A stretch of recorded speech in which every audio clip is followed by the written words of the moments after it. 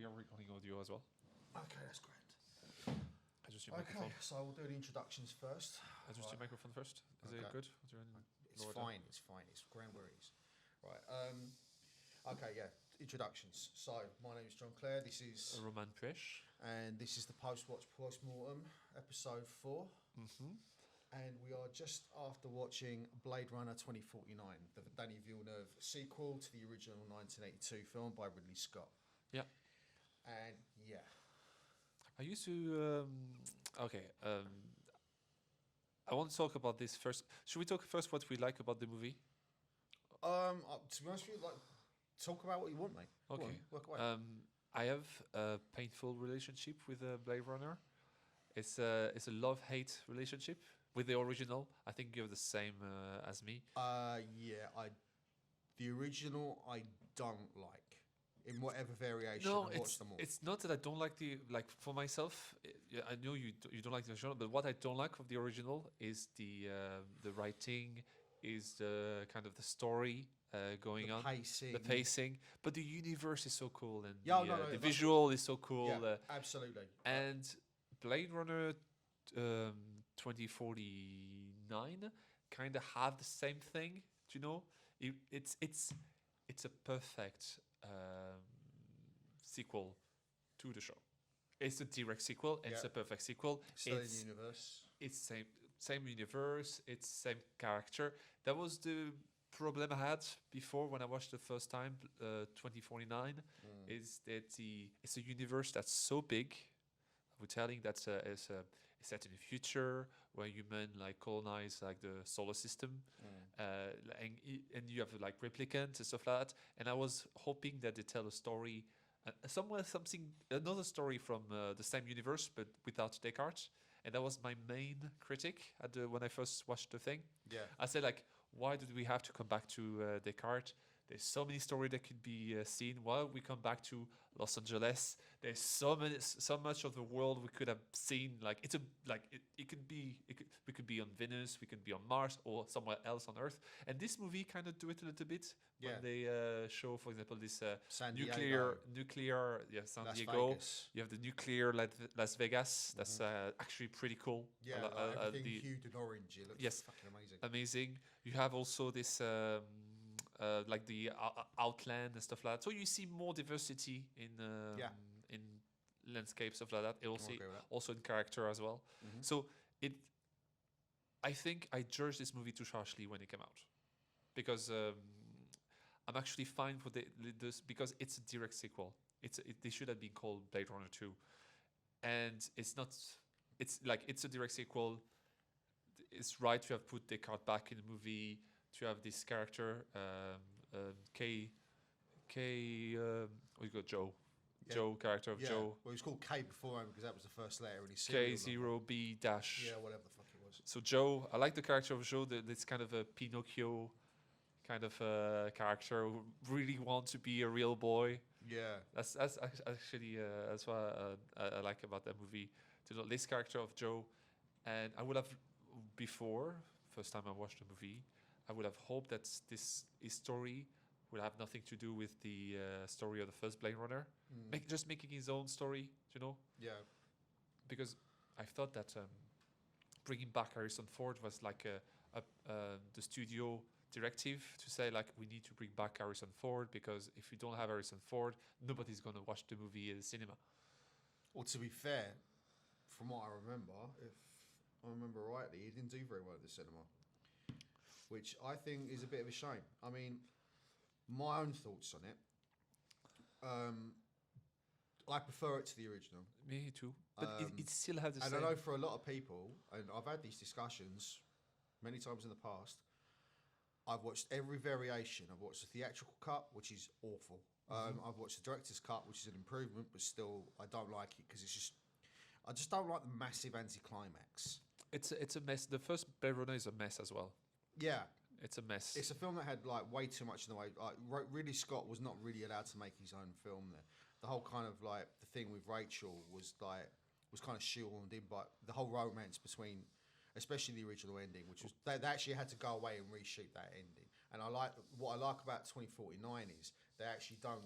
The original theatrical release, the original theatrical ending, is completely discounted. Right? Oh yes, the Because in the original, it's left much more up in the air. yes, Where that's a Descartes is maybe a replicant. It doesn't matter really. The answer doesn't matter. And what I also like about this film is like pardon me, fucking hell. What I love about this movie is that it's incredibly smart. I mean, it's beautifully shot. I mean, Danny Villeneuve. I mean, who's the director of photography? I told you it's great. I can't remember his name right now, but I'll get it now. I'll have it up in a sec. All cast and crew. Directed by Philip K. Dick, based on the 200 Stream of Electric. Oh, by the way, I've read the original book, and again, a lot of people espouse the virtues of it. I don't. I thought it was an absolute chore to get through. it's the problem. Cinematography by Roger Deakins. Roger Deakins is a master of photography. Master. Oh yeah, the photography in that film is utterly to die for. And that one transition with the sparks of the fire, yeah, turn, the lights, transitions to the lights of the city. Mwah, Mwah, chef's kiss. chef kiss transition, like Oh, yeah. The fucking level hell. of, to be fair, the level of the transition as well with the silhouette or stuff like that. It's a Yeah. masterpiece of visual effect And also- audio effect as well. Masterpiece of audio as well. Also, yeah, I like how they carried over the synths, but they got rid of the sax. Yes. Yeah, No, the sax is replaced by this Yeah. this industrial like mechanical. mechanical like an airplane going through like. Yeah. So they get rid of the sax because it's a different generation. To be fair, it's like a Well, things like in the original film, it was supposed to kind of recapture the kind of like noir. It was basically a sci-fi noir movie. it's still movie is still a noir Yeah, movie. It's but- still a noir. But that's the thing, is like with a lot of noir movies back in like the 40s and 50s. Yeah, It on the sax was basically one of the kind of like it's the identifiers for that genre. So that's why I think it was used quite heavily in the first film. But in the second film, obviously, I think it kind of plays more into the futurism of it, yes, which I think works a lot better. but it's still like a future that we recognize. Do you know what I mean? Well, not really. I think it's almost like at some I like the point- way they do the branding as well of the universe. For example, Sony yeah. is still there. Yeah, The Atari's car still is still there. there for some reason. I know. The car is a Peugeot car. It's a That's French right. car. Bit of national pride there. for you. Yes, a Peugeot.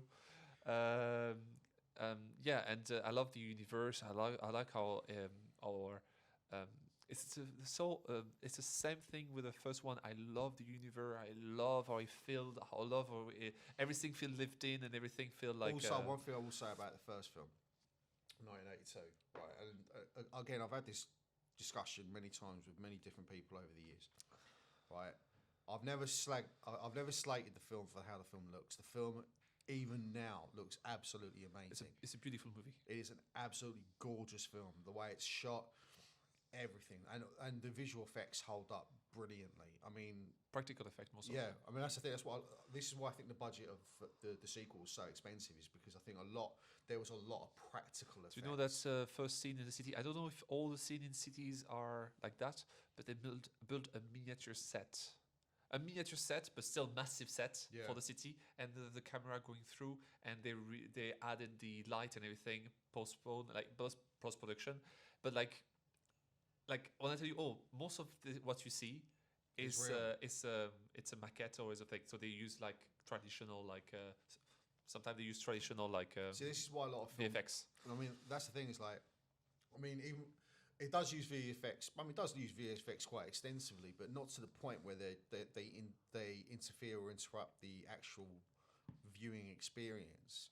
Again, like, I mean, on previous podcasts, we've kind of knocked Marvel, and I will knock them. I think I'm getting to the stage where I'm absolutely sick to the back teeth of Marvel movies because they just follow the same I formula. think the problem with Marvel. Sorry, I'm Right, cutting so you. I just want to kind of like hammer this point home, is that the big problem with Marvel movies is they're basically nothing but CGI messes by the time you get to the end of it. Now, what's wonderful about this film in terms of Blade Runner 2049 is that there isn't CGI mess. You No. know, the CGI that is there when it's needed to be. It's there to accentuate it's there to do what is physically impossible. Like, for instance, the scene where like he's digital lover brings over the Joy. cool girl. Joy, her name is. Joy brings over the cool girl so she can have she and Ryan Gosling's character Kate can have a physical interaction Because she's an hologram. Yeah, exactly. There you go. So because she's a hologram, so they bring over a real body who's also a replicant. So that's the thing. You've got a replicant and a hologram having a relationship. Two artificial being. Yeah.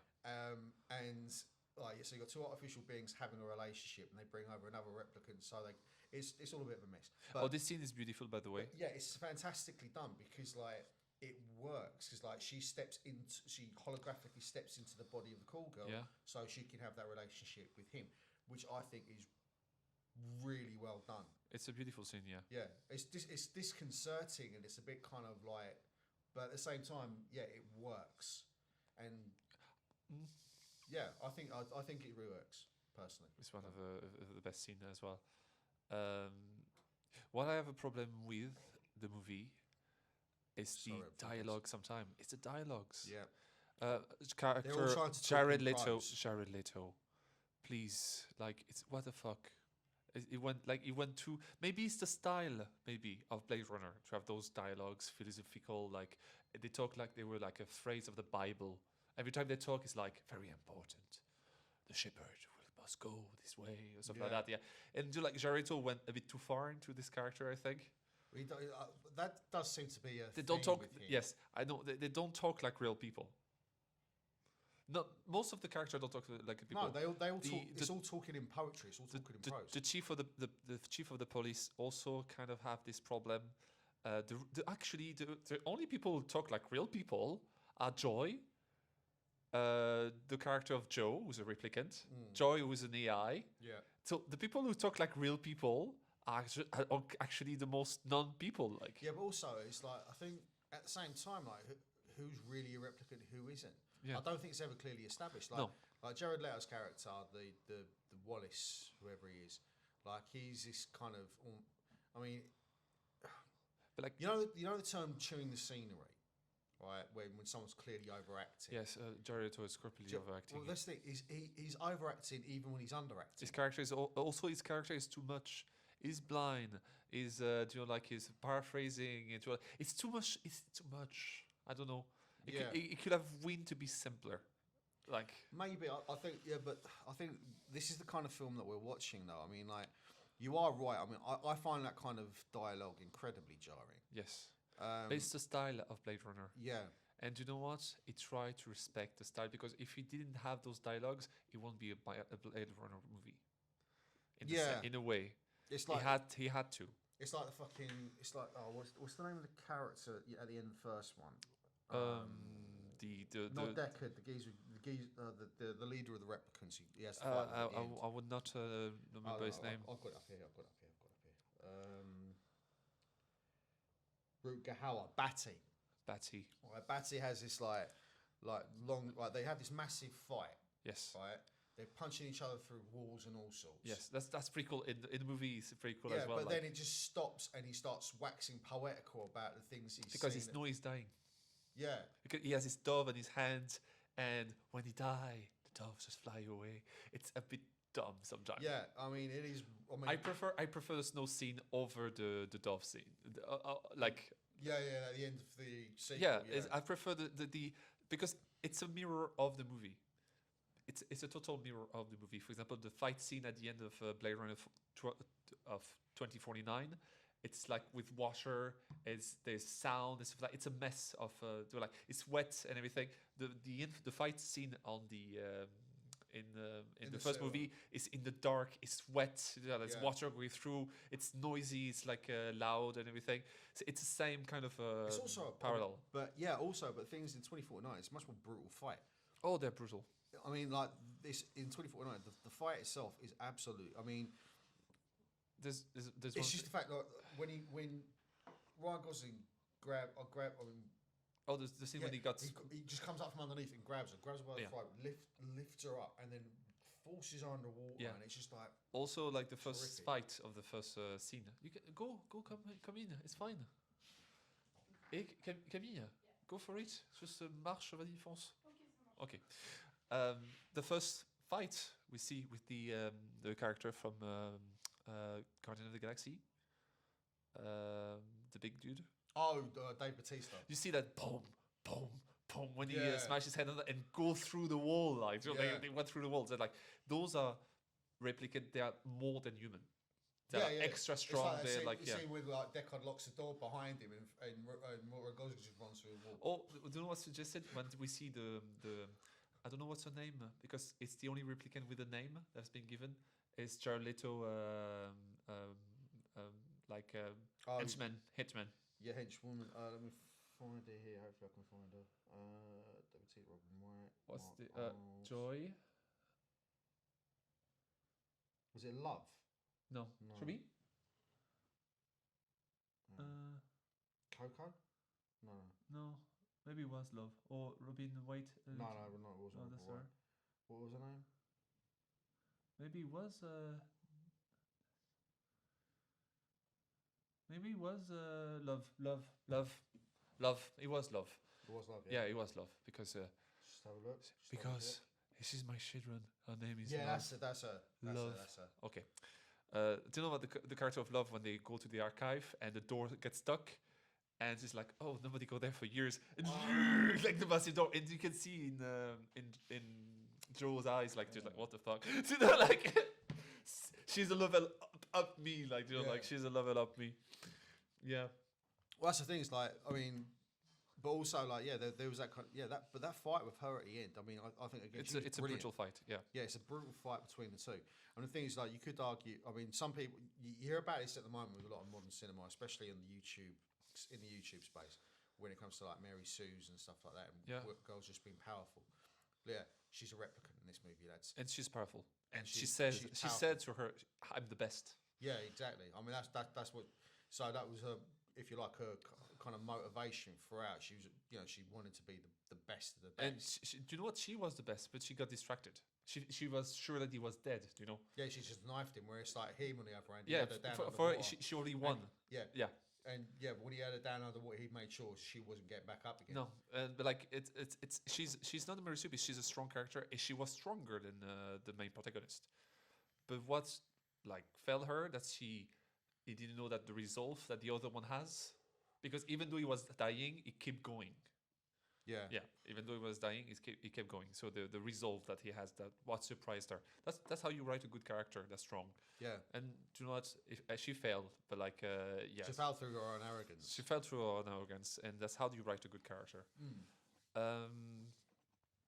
But like yeah, the only problem I have maybe the movie is the character of Jared Leto, and that's in few character maybe the police officer. But like it's the thing is, the human character are the most artificial character, the more like the chief of police or the other guys. The guy with the scientist who got like mate, that was brutal death.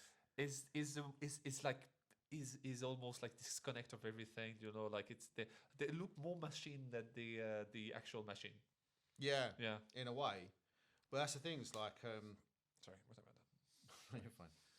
But yeah, in terms of how, yeah, I mean the brutality of it very much evident.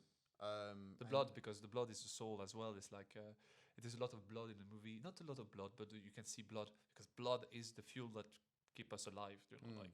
Also, like I think what's quite interesting as well, because like there is quite a bit of nudity in the movie. Yeah. And but I mean, it kind of the problem is when it comes to like and it's exclusively female. The nudity is exclusively. Yeah. There's a few like when the first scene when you see the replicant like. There's a few dicks flying around, floating around. But I think, to be honest, it's about maternity as well. The movie is about maternity as well. Yeah, true. Because the whole thing about there being a replicant that was born from a replicant, like the first child of a replicant, which is not possible. Yeah, there you go. And and so yeah, I think that's quite it's quite important that is kind of like through line in the movie. But also like I think it also, if you look, most of the female nudity in it is an idealized version of the female form. I mean, I know that's generally the case anyway, but I think it's quite interesting. Like it's almost it has kind of like almost an artistic kind of Sculpture. undertone to it because because look at it this way, like most of it. I mean, the whole thing about sex sells. Do you remember, like, you know that scene where like he's looking up at the CGI projection of Joy? Joy. The last one we see, or the last one. Yeah, we the see. last one we see. Because we keep seeing Joy in the movie, like in like in the apartment or outside the apartment, like commercials and stuff like that. Yeah, because she's a product. She's a product. Yeah. Like Joe is a product as well. Yeah, they're all products. And this is the funny thing, is like they're all products, like whether they're replicants or the holograms or whatever. And she's designed to be the ideal lover. Yeah. Do you know what I mean? So like, and that kind of that one bit where she like where the giant projection turns around and goes, "You look like a nice kind of Joe." Yeah, Joe. And that was like, I mean, you could almost see his heart breaking at that. Do you think he flipped at that point? Huh? He flipped. Because I like the character of Joy because she loved Joe by design, maybe, but definitely by design. By design, but she still loved him. But that was a programming. Yeah, but that's the thing. I mean, like, but like she went on a way to, for example, she went in a way to she can die for him, like. Maybe it was part of the program, or maybe she look. It's a world where you can create like brain, dreams, memories. Maybe this AI was actually more real than. I think she was real. Like her love was real, even though she was programmed too. Yeah, but you could argue that humans are what part of our programming, if you like, is to find someone to love or lust or whatever else in order to procreate. And again, also you can see that. Also, yes, you're right. Yeah, but the point, just the point I was going to make is like what you were saying about motherhood and maternity. Yeah. Right. What is that born out of? That's born out of the love between a man and a woman. Yeah. You know, I mean, okay, look, we're not going into gender politics here. No, we don't. It's just the biological aspect of it. I'm not. We're talking about the movie. Exactly. We're talking about the movie, and we're talking about that aspect of the film, because they are talking about it. There are there are those themes of love, motherhood, you know, the belonging, the love, like a child, like for instance with Deckard, and he sacrificed in order to protect his daughter. Sometimes to protect someone, you have to be nobody. Yeah, you have to be a stranger. A stranger. Kind of thing. Yeah, so he had to make that sacrifice in order to preserve the life of his child. Yeah. And yeah, there's all that kind of there's all this kind of there's like really interesting themes throughout the course of the film. Mm-hmm. You know what I mean? Which I found it actually really quite interesting. The thing is, I've got to be honest with you. The first time I watched it, I think it was about 3 or 4 years ago, I didn't really pay much attention to it. I was kind of having it on in the background sort of thing. Yeah. Right. But I'm kind of glad now. And then I kind of, you know, when you watch something in the background, you only get bits and pieces. Yes, you only bits. Yeah, you only get bits and pieces. You only partially got, you know, something. Right, a big explosion goes off. You watch something subconsciously. Yeah, but you don't. You're not taking it. It's in your purview rather than being in your view. Yeah. And I think this time around, I actually got sat down. I actually properly sat down, watched it, and I actually enjoyed it. Do you know what I every time I watch the movie, I discover something. Do you know what I discover in this time I watched the movie? What's that? Okay. Do you know there's something with the womb, or the thing? In Japanese culture, they think that the soul reside in the stomach. That's why you do seppuku by showing your soul is thing. And most of the death of every character is through a stomach wound. The first death is the mother. What's the name of the lady? Descartes. Rachel died from a C-section. Like she died from C-section. So it's the gut. It's still the gut. Yeah. There's this woman, there's this replicant that's being born and being cut. In that scene, that kind of look is the bad guy. It just killed one of his men. Like it's the classic. He's evil. He's just killing one of his goon, like for fun. Yeah, it was a bit like kicking the dog. Kicking the dog. Yeah. Yeah. I think like Joe died at the end in the stomach. the chief of the police die also stomach as well, and it's like where the soul reside in Hinduism or Shintoism. Like in Japanese culture. Well, like, no, no. With Hinduism, it'd be like Buddhism. but it's no, but like with Shintoism, that's the Japanese. But one. Shinto Is also a derivative of derived from Buddhism. Yeah. But in Shintoism or Japanese culture, the soul reside in the stomach. Okay. That's where the soul is. Right. Okay. Yeah. Interesting. And so, like, recall back to the first scene that we see, like, like when the chief of police asked Joe to like it's to be born is to have a soul, and the chief of the police say to him like you do very well like without one. Yeah. Like what madam? A soul. Like like for her she isn't even looking at him when she says it. It's just a machine. It's just a machine. That's what I saw just now when I watched that movie again. Is this the gut, so you're able soul. You're able to kind of link those Maybe two. he was put there because also Joe died from the stomach wound as well. Because he was knifed. Yeah, he was knifed in the kidneys or something. Yeah, kidney. But like, it's maybe he was put it there. Maybe he was not put there. Maybe I over analyzed maybe something. not, because you got to bear in mind, like, I mean, the fact that I'd say like that there are kind of like a lot of the companies that you see in it. I mean, it's obviously made by a Japanese company in Sony. Yes. Right. Oh, it could be influenced by that. Yeah. A bit, so and also you got like a lot of some of the companies that were in it, like Atari. I mean, Atari. The reason why Atari are called Atari is because it sounded Japanese. It doesn't mean anything in Japanese. I'm not too sure. I have to look that up. I know for a fact that Atari. Atari. Atari. Although it's not although it's an American company. It was an American meant company. to be. It was meant to sound Japanese. Yeah. Yeah. So like because at the top to surf on the Nintendo and no, but you got to bear in mind Atari predated Nintendo. I didn't know that. Sorry. Because Atari were responsible for partially responsible for the 1982 video games crash with ET. That's right. They buried 1 million game cartridges in the Nevada desert, which I think is hilarious. Mm-hmm. And you had there is a kind of a link towards Japanese. There are tenuous links towards Japanese culture. So in the movie as well, in the first Bladerunner as well, there was like Japanese influence in the movie. Oh as yeah, well. massively. Yeah. I mean, again, it's almost like with both Deckard and with Kay, they're both kind of the Last Samurai aspect to it. Do you know what I mean? There is a little bit of that there. They're the Ronin. That's part of the Blade Runner style as well, to have this Americano, Japanese, like China.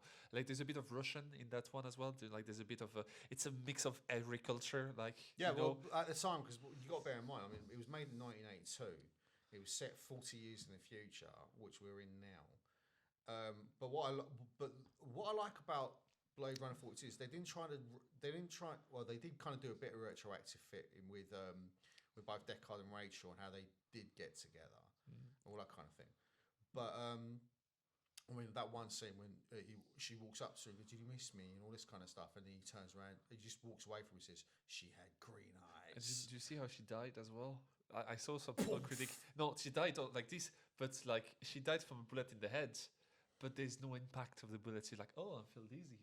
This bullet make me dizzy." That was she was like, "Oh," and fall like this. When you see like in the war, like the headshot in the fight scene in the car at the end, the guy got a headshot and boom, his head basically his head was like down like this because it's a massive hit to the head. This one, like when she died, she's like, "Oh," and then fall down. So like left, right, and down. Because somebody pointed out, I cannot unsee that now. It's this a bit of a dramatic death, but it has to be dramatic as well. To be fair, it has to be dramatic.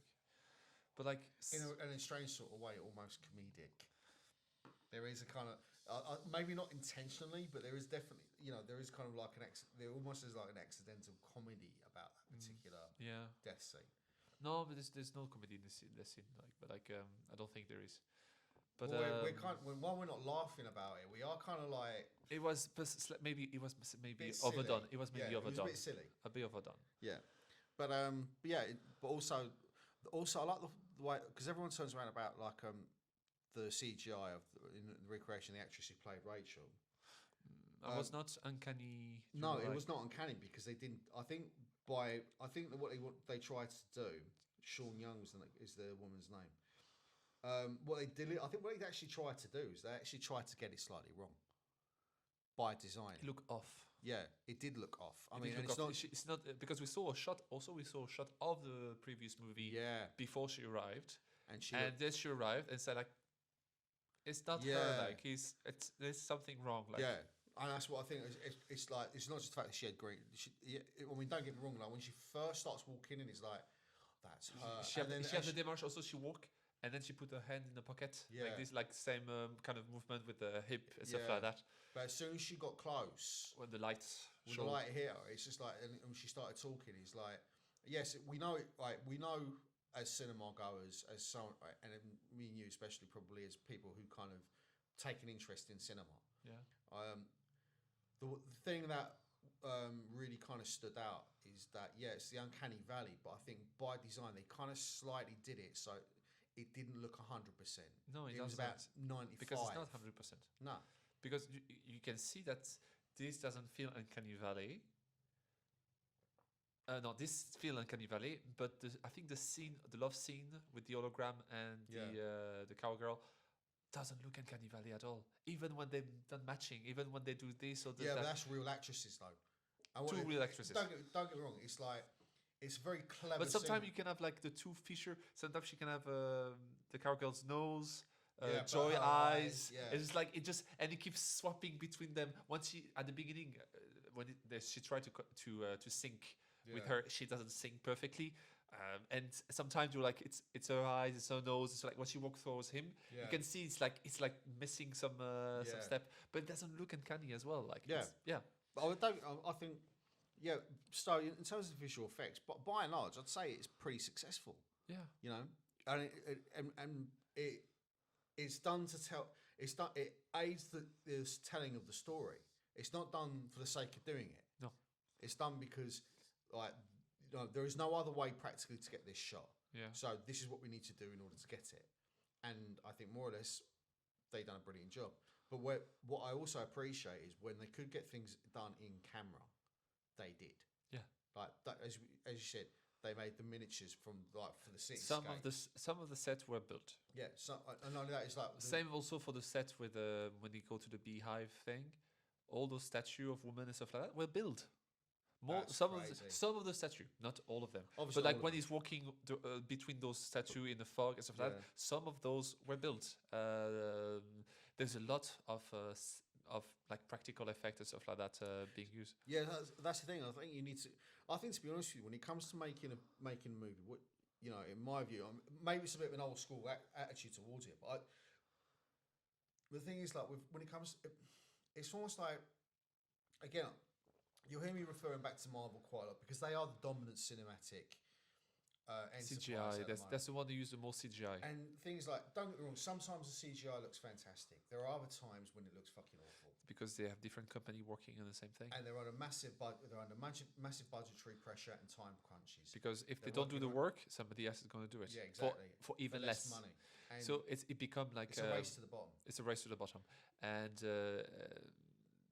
like when you see a movie like this, it was just a single vision, and it's to like one group who's doing everything from A to B. Yeah, you're gonna see the quality there. You're gonna see the quality. I mean, another thing that I wanted to bring up though is, do you remember when we were talking about the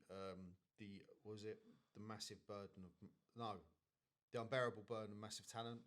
It's like we were talking about. I was talking about the budget quite a bit. Yes. Right. And one thing I mentioned is like there are some movies you watch and you can see that every single cent of it is on the screen. That's definitely one of those kinds of films. Yep. Every single fucking red cent was put on that screen. The photography is absolutely to die for. Like even at the start of the movie, when Ryan got the K character goes to meet Dave Bautista's character. Joe. Joe. What was Dave Bautista's character again? He doesn't have a name. No, he does. Sapper. But Sapper is he has a name, but he's not very much shown in the. I think. No, it's mentioned a few times. Yeah, he's mentioned. But Sapper is his name. But like he's just like. But that the entirety, the initial part of the scene. there is any kind of like digital manipulation, it's very minimal, right? And a lot of that was captured in camera, and it was like just by like maybe like by doing a bit of color correction, by like shooting it in certain ways. Like if you notice as well, the film's very deliberate in terms of its pacing. I think there's a fine line you can walk between slow and plodding and deliberate. That film is deliberate, and it walks out. I mean, it doesn't even walk that fine line. It very much is on the deliberate side. There is no kind like every scene is they're long, but they're long for a fucking reason, right? Because it's the nature of the film. The nature of the film isn't quick cut. It's not Jason Bourne where like every fucking cut is like for a punch or anything like that. The fight scenes are fight scenes. The actors are throwing punches. Even that funny scene with like Harrison Ford's like throwing punches at keep punching him, keep punching him, and he's getting tired. And it's a lot. Do you get distracted with the song? Like but I mean, don't get me wrong. Like, but then when they do integrate, like for instance, like the holograms during that scene we were in Vegas, when like the kind of glitching of Elvis Presley, or when he goes with the sound cut and then start again and stuff like that. It's a mess. It's brilliant. But it's good. Man. It's brilliantly done. Like and like that one scene when he walks up to the jukebox and he presses Frank Sinatra comes out, and again like this little hologram of Frank Sinatra, and it's just tells like, oh, it's just me and you. It's great. I mean, like it's just in terms like VFX perfect. In terms of the actual, the cinematography, again, some of those transitions, like some of the hard cut transitions, like there's that one transition like later in the film when like it's the back of Deckard and it's orange and it hard cuts to Joe in blue, also in shadow. It's exact same shot. It's called a match shot. Yeah, matching shot. Yeah, it's a match shot, but it's also a hard. I mean, there's no like, it's not a transition in where like white. It's not like a wipe or anything like that. But you went through two opposite color. You went through hard orange to hard blue. Yeah. So like it's fantastic. That was fantastic. Again, oh my god! I mean, I can see it in my head now. Like the fire, the dashes. It's one of the best transitions over there. The light of the fire becomes that has got to be I didn't one realize of the single best transitions I've ever fucking I never seen. watched that transition before. I never seen that transition before in the movie. I watched it in the movie 5 times. I never realized this transition was there. I didn't pay attention. Also, you never you never pay attention as well. No, because as I tell you, sometimes you don't pay attention in movies. But also but the thing is, again, I was doing something else at the time when I was watching it.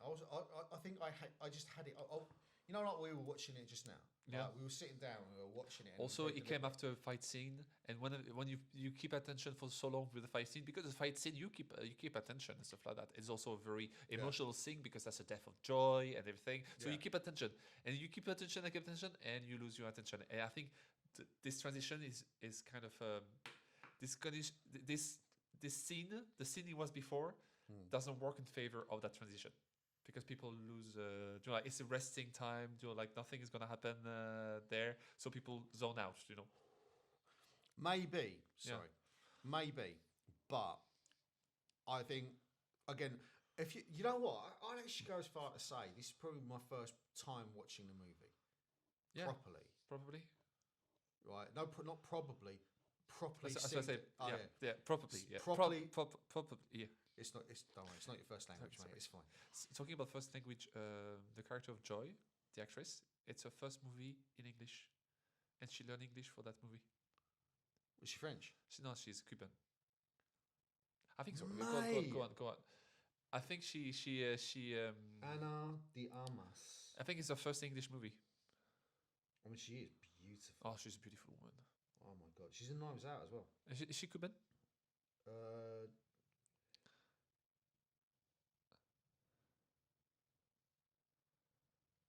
Oh, she's in No Time to Die.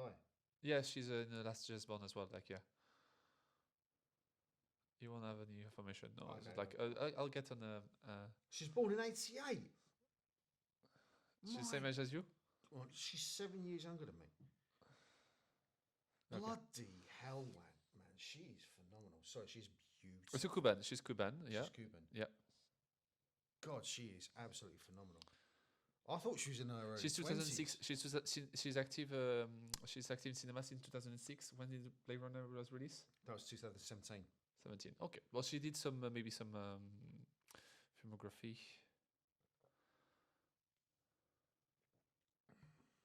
Yeah. War Dogs. She played in War Dogs before. Hand of the Stone. But that's War Dogs. Oh, okay. I think I've seen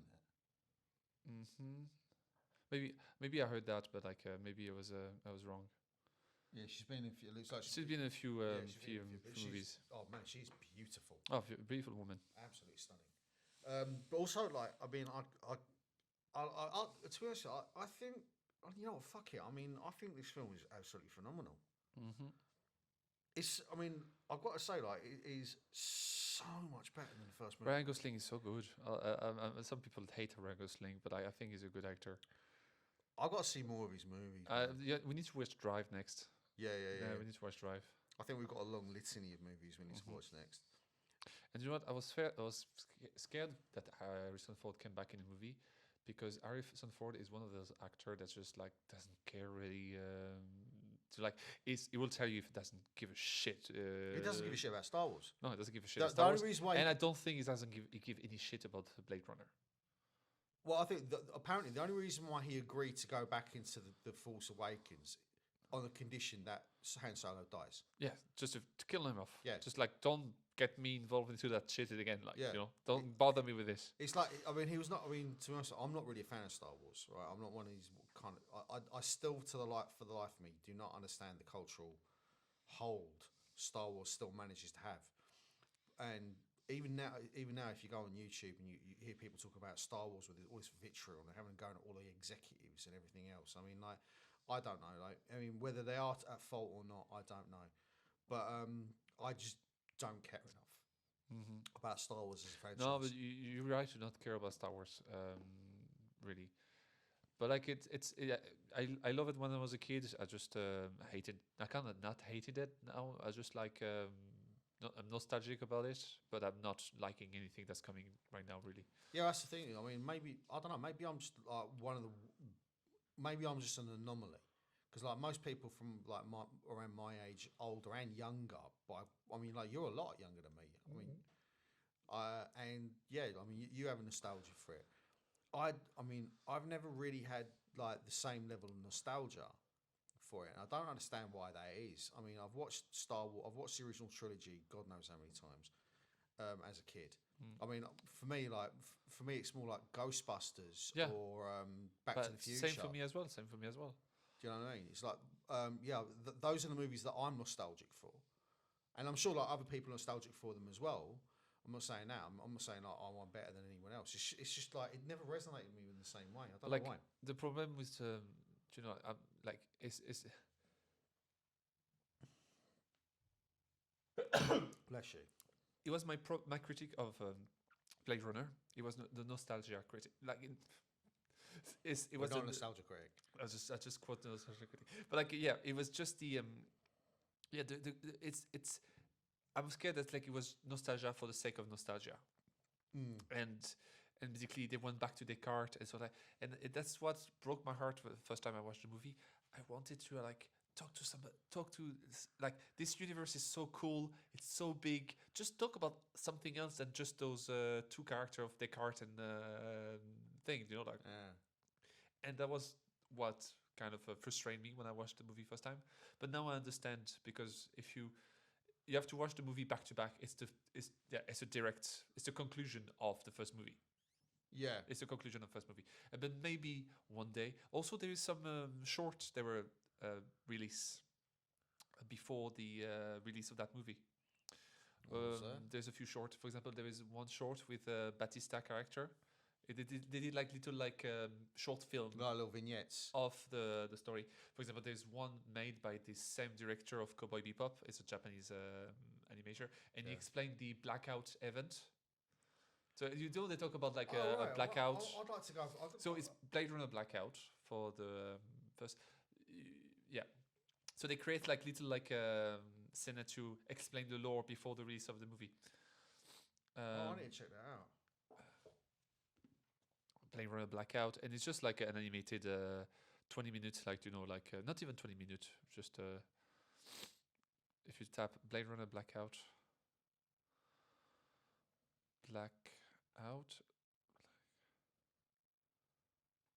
2022, yeah, Blackout 2022, and it's just like a short animated, yeah, and Where are they it's available? made by Shinichiro Watanabe. Shinichiro Watanabe is the same director of Cowboy Bebop, all those kind of old school sci-fi Japanese animation.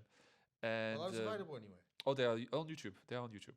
Oh, they're on YouTube. I might have to go back and watch those actually. They look pretty cool. Oh, they're short, like little like film, like just tiny little film, and I know it was part of live action Blade Runner shorts 2049 short film. Nexus Down, that's Nowhere to Run. There's a few like they were like created, like a few pieces that were created. There's one with Jared Leto. Basically, it's just a few minutes before we see the character. He's traveling to a place, and he wants to sell his new replicant. That basically, at some point, I think one of the scenes is he asks one of the replicant to kill himself, because to see how determined they are. Like, it's a classic bad guy who killed their pawn. It's just Jared Leto is a bit of a bugbear for you, though, isn't he? I was so glad in American Psycho when Bateman just like slashed his head. I don't know where to go with Jared Leto. I'm sorry. It's just. Do you know what? No, I should not judge an actor, because there's no bad actor. Sometimes it's just bad direction. Sometimes it's just bad actors. But like with Jared Leto, what I know is kind of those actors that's like the role, and they kind of go sometime ahead to rewrite and to like change their character. Maybe I don't know. I think I can understand that criticism when he's like I remember like watching him in Basketball. I like him, Mr. Nobody. I liked him in Mr. Nobody. Didn't see Mr. Nobody. I've seen him. I remember Basketball Diaries when he was like much younger. I know it's hard to believe because he doesn't look like it's like he's a fucking vampire. Because he hasn't aged a fucking day in the last 20 years. Bastard. He's still. I like his music. I like his music for a while. He was in a band as well, wasn't he? He was a band, yeah. I don't know. Yeah. I don't think I've ever heard his music. But sometimes too much is too much. Dial down. Your character is already cool. Don't need to add more to it. He has a blind character that he could just dial down the monologue part a little bit. Yeah, but I think that's part of the script as well. It is part of the script. You got to bear that in mind. So like I think the monologue is done by design. I'm kicking the dog a little bit as well. Like it's already out of the movie. I'm not going like it's a bad criticism I do. Like I think it's corny a bit. Like it's a bit like Look, don't get me wrong. I mean, I take your point in so far as the writing's concerned, in terms of the words that people say. I think, but it's so Blade Runner the first one. Yeah. Those dialogues are so Blade Runner the first one. But the thing is, like going back to Harrison Ford and his attitude and his time in Star Wars. I remember, I think he was shooting. Was it the first one? It was one of the first trilogy anyway, and. One of his lines, he turns around to George Lucas and says, I'm not saying that fucking line because it sounds stupid. He turns around to George, people don't fucking talk like this. Yeah. I'm paraphrasing, obviously, but he turned around to him and really right. It's one of the critique of George Lucas is sometimes his character don't talk like regular people, stuff like that. That's the problem with the movie as well. But it's what you see in the prequel, not the prequel, the sequel of Star Wars, when George Lucas have total freedom and the dialogues are awful. It's so bad. I mean, Jar Jar Binks drowned that fucker at birth. Jar Jar Binks could have been a cool character. He wasn't a cool character. He could have been fucking single most and things. Another thing about George Lucas. Bad direction. Bad direction. But it's like the way he fucking writes some of his characters. In order for them to make them sound more alien, he makes them sound like retards. Like Yoda sounds like a fucking idiot. You must go down the forest, young Luke. Roar. No, I don't- down the forest you must go. Look, Yeah, something along those Yeah. lines. Whatever. Do you know what I mean? I don't know. I mean, I'm but not a big- like. yeah, okay. I shouldn't. But just you keep wanted kicking to make Star like Wars, you wanted to make a Karate Kid Chinese broken English master. To be fair, yeah, but it that was his. I'm Yeah. pretty sure that was his idea. yeah, but it just sounds ridiculous. But Yeah. but yeah, in terms of like the dialogue is like a lot of it is. Do you know what? What a lot of the dialogue reminds me of. You're It's talking like- about Blade Runner, yeah? Yeah, we're The talking last about one, Blade yeah, Runner, yeah, yeah. So right, the problem, like, I find this whenever I watch Japanese movies. Yes, yes. Say for instance, one of my favorite Japanese movies is Battle Royale. That movie is fucking brilliant, right? Right up until people start talking, like when they start whittling down the characters, and at the end, you got one of them talking like waxing lyrical about the love for his girlfriend and the look in her eyes and all this sort of Very nonsense. old Metal Gear, you know, like when they Oh talk my for hours God, about man. like. Or like Ghost in the Shell. Right? Yes, I know, Another- I know. It's like it's this thing with Japanese, like with Japanese media, is when they start talking about love or they start talking about philosophy and shit like that. And I'd say there's definitely an influence of that in Blade Runner, and it gets my goat a little bit. I know. It really I know. does. It's. Do you know what? There's some Japanese who there's good. The Akira. good Japanese thing that doesn't go there. Akira. I think Akira goes there. A little No, bit. it doesn't. Not even remotely. Doesn't go there. No. Like it's over explanation or over like. Yeah, it's just like too over many analyzing, words. over analyzing. It's Too too many much. words. It's too much. Just too many words. Like, I mean, also, I thought a movie doesn't have to be dumb. no. It's not because your character doesn't say a lot of like elegant word that is dumb. No. No. I mean, I swear like a fucking trooper, and I'm one of the most intelligent people I know. But like, you know, you can write a good character and make it smart, but like because Jared Leto is not scary. He's not scary. It's not because he's killed every goon he has his hand on that he's scary. No, That make him ridiculous. I'm not being funny. Like, he is. Like, if there was any more ham in his acting, he'd be fucking winking.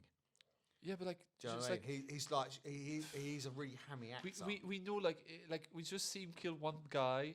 He's gonna kill the clone of Rachel. He's gonna kill the clone of Rachel because he keep killing every of his like little thing. It kind of break the Immersion. not the immersion, but like yeah, it's just like yeah, okay, we know you're the bad guy. Yeah, but he's a bad guy that really doesn't do a lot. No, he doesn't really do a lot. I mean, And I know. What it's does he because- want? What does he want? Like, because he want the exact same thing. Like, what does he want? The secret of reproduction with replicant. What does he want the secret of? So all the replicant Well- can reproduce, and basically, No, he's talking about. There's one part where he goes, well, we're going to the stars and we had billions when we need trillions. so he won't make more replicant. Yeah, more replicants, but if the replicants are able to give birth, it means that they can make rather than like giving birth to a baby and waiting. I think 20 years. I think the only factory is on Earth. That's the problem as well. The only factory is on Earth, and they only make from one point all the replicant, or maybe not. I don't know. I'm not in the lore of Blade Runner because there is a lot of replicant. It's Yeah. not. It's not like they were like. I don't know. Like there is a lot of replicant. Yeah, Almost all the characters. more. are Most of the character. There's more replicant than human character in a movie. Yeah, to be honest, with you, the only one human character there is Robin Wright's character, the Lieutenant Joshi. Oh, Descartes is not a replicant. No, Descartes is a replicant. It's not a replicant. He is a replicant. No, it's not. Do you want to have this argument? No, because He's not a because fucking replicant. No, listen. why does it? Because they even say it in the movie, like the daughter. In the end, what we find out the daughter is, and you know what? I love how that twist is very subtly told throughout the movie. Oh yeah, Jared will say something about it. I think no. No, even that. It's like, you know, when she goes when he goes to examine whether the memory is true or not. Oh yeah, this kind of thing. Yeah, and she starts crying. Because you see her. That's her. That's what happened to her. Memories. That's her memories. That's her memories. So that's the thing. It's like that's what's really, because initially I thought the daughter, his sister, was, well, not his sister, but the daughter was actually the fucking fighting hyper ninja. Like when she walks away and says, "I'm still the best." It's like I'm the oldest of three. You're the middle of three. All boys, my side and your side. Right. So siblings are competitive. We're competitive with each other. Like with myself, I always like pride myself on my intelligence. When my brother Dermot will pride himself on his physical conditioning. My brother Kenny will pride himself on whatever he prides himself on. I don't mean that to be disingenuous. But all three of the three of us are all very smart in our own ways, very capable in our own ways. But there is always going to be like sibling rivalries to a degree. Do you know what I mean? And you've got the complex of they are sibling. They're replicant. They are brothers. But the thing is, that scene when she walks away. Yeah. It says, "I'm still the best." It's a tunt, like, yeah. Yeah, but it's also something like for instance, when there's one example that I can, because my brother Dermot started weight training when he was about 15 or 16, right?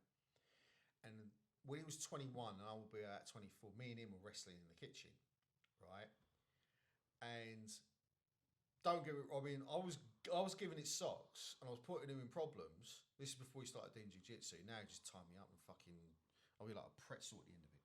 But I was because I was training as well, but I was doing a lot of running. I was doing a lot of cardio and a lot of. I know it's hard to believe when you look at me now. But I was doing a lot of cardio and I was going to the gym as well. But he was going to the gym purely for strength. And by the time he was 21, he couldn't walk. He was like that. He couldn't reach his back. Yeah, I know. His arms were big. His lats were massive. His legs were huge. Everything. He was a fucking monster. But anyway, I remember we were wrestling, and eventually he gets me in such a way, he picks me up, and completely at this point I can do nothing. He picks me up, throws me on his shoulder, walks me to the fucking front room, dumps me on the sofa, and he's like, "Who's the strongest now, older brother?" Who's the strongest now, big brother? You saw that when you saw that scene. That's what you felt. That's what you felt. There was that kind of little bit of sibling rivalry. So with that particular scene. So at that point, I thought she was the daughter, because also when she walks up to him, she goes, "Off-world is coming soon." There's also a tenderness about it. They tell you who is the daughter before that scene. So no, they did. But you were not paying attention the first time you watched the movie. No. It's not so much I wasn't paying attention. What I'm saying, because again, I've said this to you before. When I watch a movie, I tend to watch it very passively. I don't. I'm not really one for kind of. Before they after Joe character reconnect everything. The moment when you know that the girl of the hologram is the daughter of Descartes is when she's born. And then he realized everything. Say, "Oh damn, this girl I just met to check my memory was real, was actually the girl I was looking for." That's ironic. It's kind of funny, but But after that, I don't. Yes. Also, maybe the character of Love wanted to be Descartes to be his father. Maybe a little bit. Maybe. I don't know. And also at the end, when the Descartes looking at Joe and it's "What am I to you?" Yeah. Everybody wants to be the son of Descartes. Everybody's a fanboy of the old Bladerunner and just want to be part of it. Yeah. Yeah, to be part of the main story. Everybody wants to be part of the main story. Well, yeah. And what happened to Joe? It just step away and just die on the steps. It's just that's not my story. And die. But what I like about that compared to the original is that it didn't feel like an anticlimax, because when Harrison Ford walks up, right, and I love how there was no words. Oh, he didn't answer his question. "What am I to you?" Yeah, he didn't. He said, "Just go see your daughter." Go see your daughter. But he walks in to see her. Yeah. Right, and she's in this volume that she can't leave. Yeah. Right, and he walks up. And again, there's no words. No, this word from her said "I'll be give me a second to give but he won't talk. He won't talk. Okay, but when he walks up to her and he doesn't say anything, he just walks up to her, puts Puts his hand against the glass, Yeah, looks in, and the camera holds for yeah, just a few seconds, and then cuts. yeah. That's how you do it. Like hold the moment, It's hold almost the like moment, hold the moment, cut. yeah. So there's a resolution to the. So there is a resolution to the character. Yeah. Which I like. Because Descartes died. Because everybody got what they want. Yeah. The rebellion. I hate that scene actually. We starting a rebellion. That's so cliche. Yeah, but also like the rebellion. I mean, it was like one scene. I know it was one scene. Also, have you seen that the rebellion like HQ is basically a direct contrast to the bad guy HQ? It's like water everywhere and reflection, but Yeah. instead of being wood, it's concrete. Yeah. Yeah, so it's like they are the same space basically. Do you know? Right. It's like dark and light coming through like this, and like the wood is like luxury because the guy tell you with a little horse like this with real wood, he can basically go to another planet. He can buy a ticket to another planet. Also, there's another that you know that scene there. That's a little bit of an Easter egg as well for the book. Yeah. Because he turns around, do you want a horse? Do you want a goat? Because in the book, right, there's this whole thing about replicant animals. Yes, in the first movie there is as well. There's a snake that's actually. But it's featured a lot more in the book. Like Descartes' character is very different. Right, Descartes in the film and Descartes in the book are virtually different characters, right? And there's this whole thing about where he kind of fantasizes about, maybe getting because there's this thing about like electric horses, replicant horses are more expensive than replicant goats, so maybe he might get himself a replicant goat. What do you want a goat for? But no, yeah, I know, but that's the thing though, because you got to bear in mind like the world is almost entirely artificial. No, not even almost. It's entirely artificial. Nobody's seen a tree before. Yeah, no one's seen a tree before. When there's flower on the ground, the guy's like bambazzled, like this. Yeah. What's that yellow stuff? So he actually fucking crapshes it and yeah. Yeah. So like the natural, there's no natural world. He almost take more care. He almost take more care to with the flower than he take with the eyeball. He just floats it in. It's like like this, like yeah. Do you know what I mean? But when he sees the flower, it's like that's a moment of curiosity for him. Yeah. So like I like that. I like the fact that it. And yeah, the entirety of the world is very artificial. It's all concrete and lights, and it's this kind of like basically like a city taken to its like ultimate extreme. You don't see ground as well. Maybe the first very beginning. Seldom. Yeah. But like even in the what's it, San Diego part of the movie, which is all trash. They're walking on trash. Yeah. There's no ground. No. Like maybe there is like 5 meters of trash, and they're just walking on trash. Yeah. Like yeah. And they're processing trash in order to make money. It's like it's a completely. So yeah, it's a very artificial world. Everything's artificial. Yeah. Like the people, most of the people are fucking artificial. Yeah. Most of the people are artificial, and yeah. It's like your lover is artificial. Yeah. So like there's this your food is artificial as well. Do you know when he eats? It's just like basically protein, protein. It's like because why are you? I'm a farmer. What do you farm? Protein. And when you come back home, he has those translucent noodle thing, and she put the hologram of the steak and chips on top of it. Yeah. And I like also how Descartes is like at the beginning of his relationship with Joy, it's like, it's like, oh, can you do a glass for me? So he do a glass, and it's just like it cheers on the glass and just drink one and drink the other. So he knows it's like he knows it's fake. Or for example, it's like, oh, that's I was thinking doing this for our anniversary. Is it like, is it? No, it's not. But like, let's pretend it is. Yeah. Let's pretend it is. Yeah. Like, it's like this detach of everything. I mean, one thing about this movies, like I think what we're getting to is there's a hell of a lot of very intelligently done subtext. The world building is near enough entirely done visually, which I appreciate because it doesn't treat you like a fucking and audio as well. For example, when they are in underground. No, when they're floor level, there's noise. There's like a machine, advertising and stuff like that. And when you go higher and higher, the softer, everything is softer. The ads are softer as well. Yeah. So like when you're on the roof, like it's the ads are like whispering to you or stuff like that. Yeah. So yeah, when you're on the ground, everything is aggressive and the light are in your face, the hologram are in your face. Yeah. And when you go higher and higher and higher, it's quieter and more calmer and everything. Yeah. And yeah, you see what I mean? Yeah, Yeah, absolutely. There's a lot of sonor as well, like storytelling in the movie as well. Like Yeah, I think it's a wonderfully done film. Yeah. I mean, it is like, yeah, I think, I mean, I don't know about rating. I think, okay, the dialogue is a bit corny in some respects. it's the style of Blade Runner. Yeah, but it's the style of the film, so you can make allowances for it. It's, you know what, Jared Leto. I'm sorry about that. It's the style of the movie. Sometimes you have to be a bit. You respect. He did respect Blade Runner. Yeah. It did. Do you know what? He watched Blade Runner. He read the book. He did that character, and you know what? Is like completely. That's what I realized as well when I watched this movie right now. Is, you know what? It's respected the movie. The dialogue respect the movie. It's a good respect to the original. Yeah. Yeah, and bring more to the original as well. You know, like it bring more visually and. I mean, I think it's. To be honest with you, I mean, if I was to give it a rating, not that I really like giving ratings, but if there was a possible, 9 out of 10, 9.5 out of 10, well, whatever. 9.5 or like 9.9. Yeah. 9.9 out of 10. It is. I mean, I think it's a real.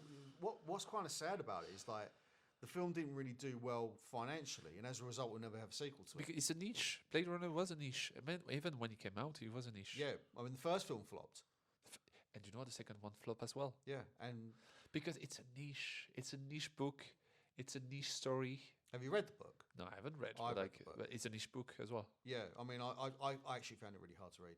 I very hard to read. It's a movie. Despite the fact it's basically about that thick. it's Blade Runner universe is a universe hard to get into. And you know what? Some people will defend it like with their life. Yeah. For some people, Blade Runner is their fucking life. Yeah. And for those, like Blade Runner is like it's okay. It was just interesting and nice. Do you know, like but like. But I mean, I've got to respect it though, because like they really took a fucking punt with this film. Yeah. They really did. They put their money where their mouth was. The marketing might have sucked, and they didn't get people in the door, which is a shame. But the fact that they really went for it. I mean, again, it's like they got the best of Hollywood. I mean, that film to me represents the best of Hollywood.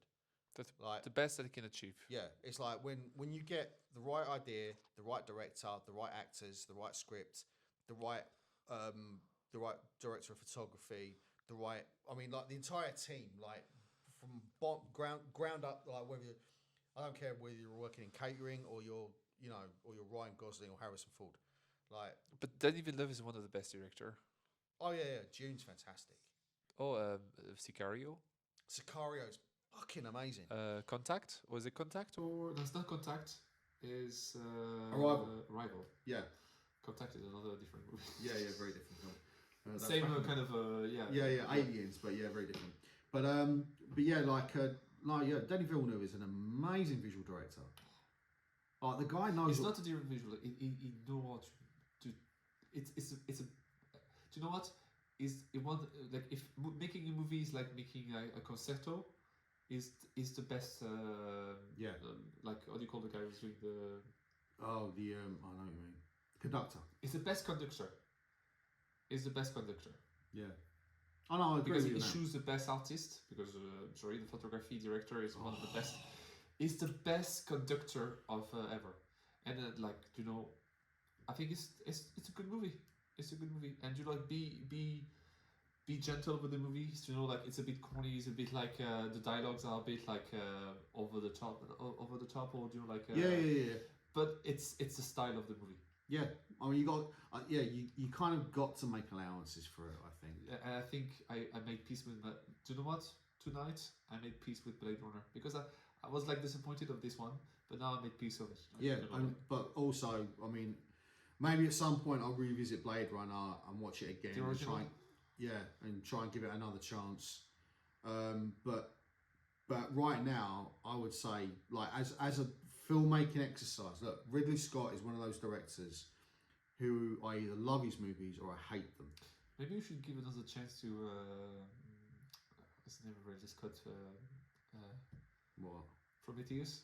Should we give another Fuck chance? off, mate. That film will never. Oh, Jesus, mother of God, that film's shite. Prometheus. Do you know what's the good thing about Prometheus?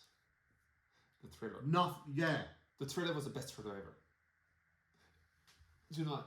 I was hyped by the trailer of Prometheus. And then you watched it. Yeah, and then you watched it. Yeah. Best trailer of all time. But, but the thing is, before Prometheus, he directed one of my favourite films of all time, The Martian. The Martian is fucking amazing. Yeah. Great film. Because it stick to the book. Not just stick to the book, but it's like, again, it's one of those movies where like everything's right top to bottom. It's a phenomenal film, right? But then he goes and makes Prometheus, and it's fucking atrocious. And then by all accounts, Alien Covenant is fucking is also We never watched it. dire. We don't know. I don't know. Well, I honestly reckon it's going to be one of the movies where I'll be like, you know what? We should watch a movie where I actually hate, because you know that could be making it very. Let's give a chance to Prometheus. Like hashtag Prometheus did nothing wrong. No, Prometheus is bad. That film is absolutely abominable. It's so such a good trailer bad. though. Such a good trailer. Yeah, I know. I was really pumped for it. The trailer was so good. Then I went and watched it. It was so cool. Like it's the best trailer of all time. I mean, like every character in that fucking film is a complete and utter knuckle dragging idiot.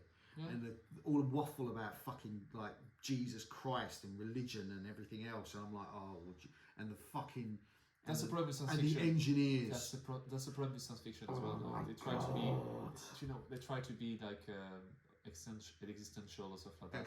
Do you know what? No, existential can work when it's done well. It can be phenomenal, but when it's done badly, we need to watch Ghost in the Shell as well. Which one? The live action? Don't watch live action. It's not good. It's an empty shell. Oh yeah. It's an empty shell. It's not a good film.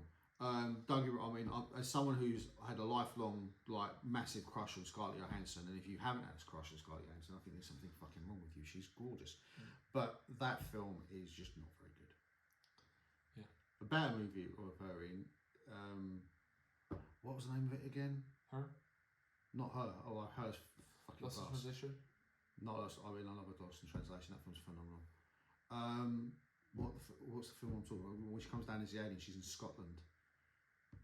She attracts. Oh god, I can't remember the name of it. What? She's in Scotland. It's a really low budget. Oh, I'll have to find it. Hold on a second. Give me a sec. Just type Sarah. It was just on the It's Scarlett Johansson. Sorry. I think we're gonna stop the recording soon because. Yeah, that's fine. That's fair enough. Not Scarlett Johansson. Yep. What's the name of this movie? I've got before we like wrap this up. I need to find out the name of that movie. Under the Skin. Oh no, they're gonna stop. It's okay. We have a bit of video, hopefully. Okay. Alright. Well, these are fucking pointless now. Yeah. Right. So we'll probably have to like cut to the audio caught off the phone now. So it is what it is. Unfortunately, technical difficulties. He didn't show us recorded before we started. Anyway. The battery is up. Like. Is it? There's battery. Did it stop recording? It did stop recording. It did stop recording. Oh, mother of Christ. Anyway. Alright, it is what it is. Fuck it. So at this point on the audio is going to be atrocious. It's okay. Very sorry. But yeah, the film is Under the Skin, and that film was awesome. Okay. Right. Since we've now, like, our audio has gone to shit. Yeah. I can say. Oh no. Okay. Like it's back on. Oh, is it? Yeah. Okay. So we're going to have a portion of this video where the audio's gone to shit, but now it's back on. So hopefully, like, it'll be all very good now. But what I'd say, right, how long have we been going for? An hour, maybe more. I don't know. Over an hour. All right. Okay. I think with this film, at least you know what, we've had more to talk about with this movie than we did with the previous one. I know. Yeah. And I think that's kind of telling because, like, that film, I think the last film was fun. Right. The Unbearable Weight of Massive Talent was funny. It was enjoyable while we were watching it. It was good entertainment. It was good entertainment on surface level, but when you started scratching away at it, there wasn't really much there. This one was a piece of art. This one was, it's absolutely gorgeous. Technique, story, like everything is. Oh, like the one thing I did want to talk about actually, before we wrap up, I know we got to go soon, but one thing I did want to talk about was the use of light. Right, that film was not scared to go absolutely virtually jet black at times when it needed to.